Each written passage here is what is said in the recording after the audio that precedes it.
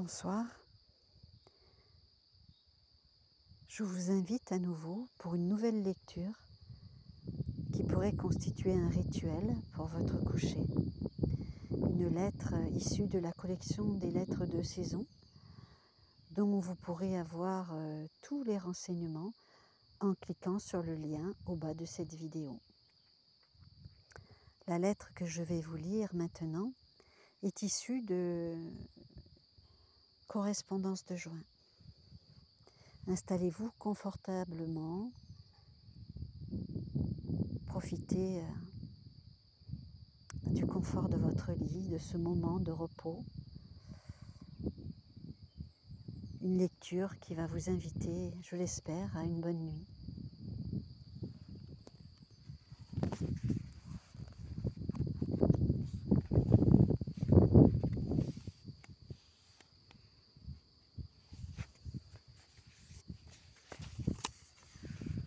Paris, France, 23 juin 2010.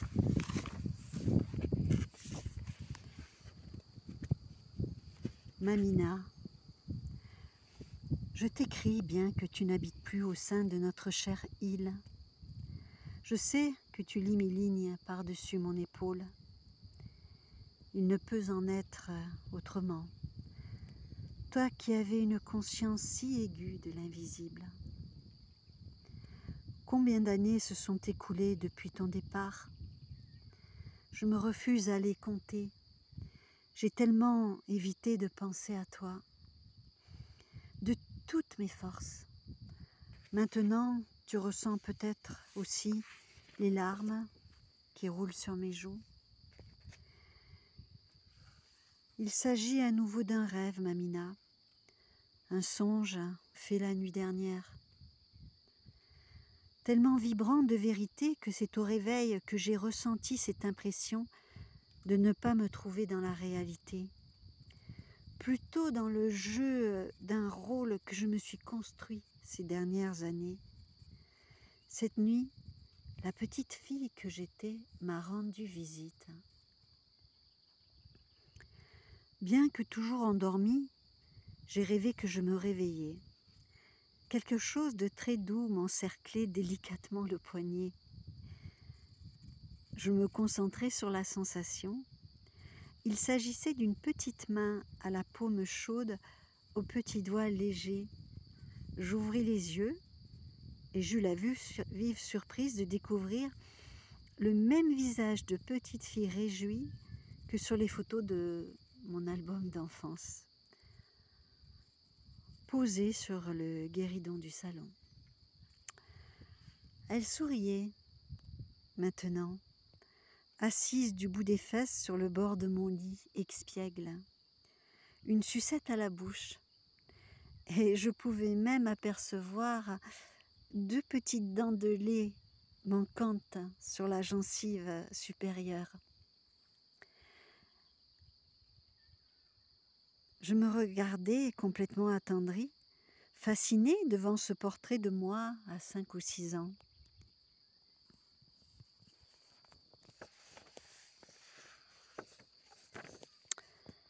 Tu t'es perdue, la Châtale à brûle-pourpoint. Alors je viens te voir.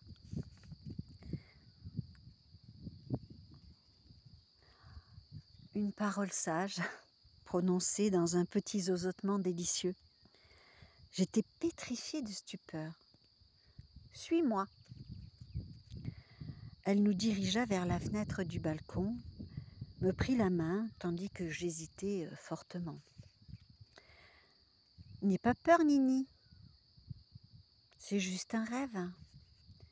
Laisse-toi aller. » Toujours ce zozotement qui me fit fondre de tendresse.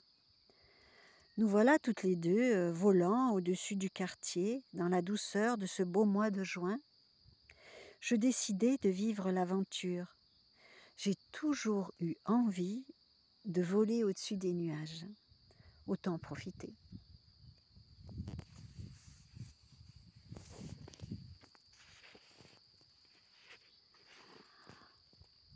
Cela faisait longtemps qu'on ne m'avait pas appelée Nini.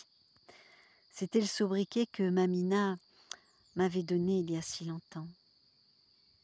Je sais, Nini, je suis au courant, j'étais là, dit-elle. Je remarquais maintenant sa petite frange coupée en biais, ses cheveux raides comme des baguettes, ses sourcils fournis et denses. Oui, ils sont devenus presque invisibles maintenant à force d'épilation, me disais-je bêtement. Je plongeais mon regard curieux dans ses petits yeux noirs malicieux, ronds et enfoncés.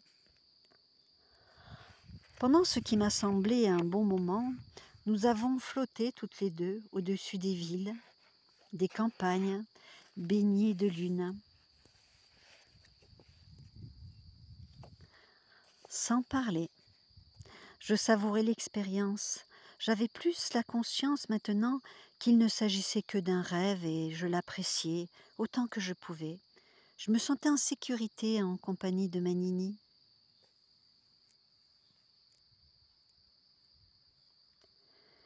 L'étrange pèlerinage continua dans la cuisine de mon enfance, entre papa et maman.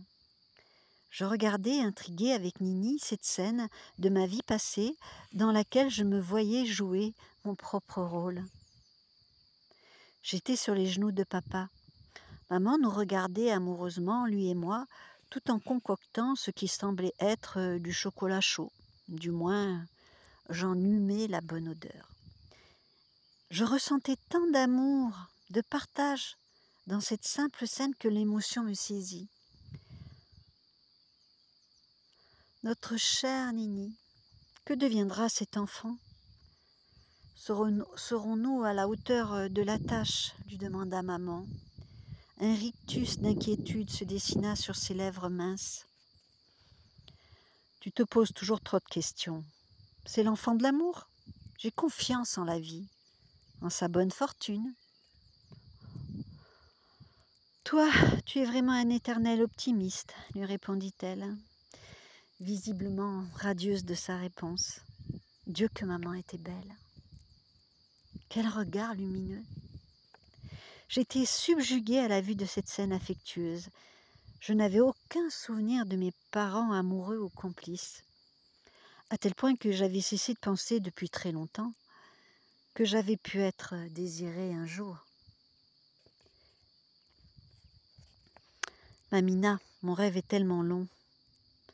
Je ne pourrais te le décrire sous toutes ses coutures. Il me faudrait, pour cela, écrire un livre.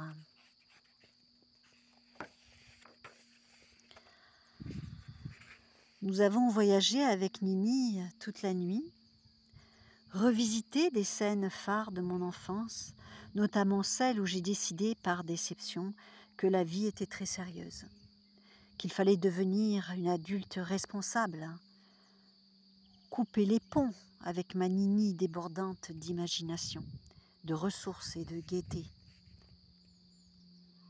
Tôt le matin, je me suis enfin réveillée, presque immédiatement, sur la table de nuit. Mon regard a été attiré par deux petites choses, blanches et brillantes, deux minuscules dents de lait.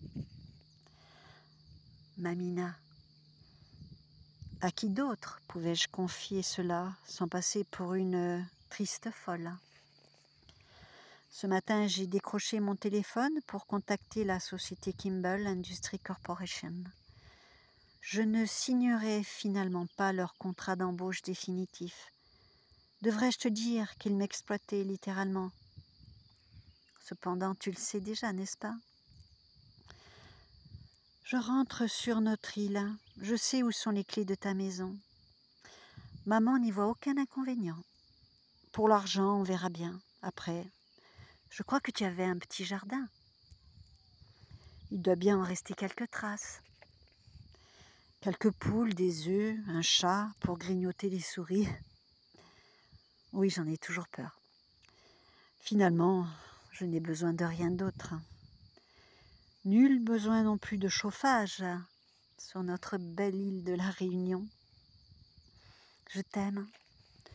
Merci de continuer à veiller sur moi, de là où tu te trouves. Léa. PS, je n'aurais pas dû quitter mon serrurier amoureux bien moins revenir à Paris. Peut-être m'a-t-il attendu. Je vais installer sur une chaîne d'or mes 2 minuscules dents de lait, revenues du passé, pour garder Nini en mon cœur pour toujours.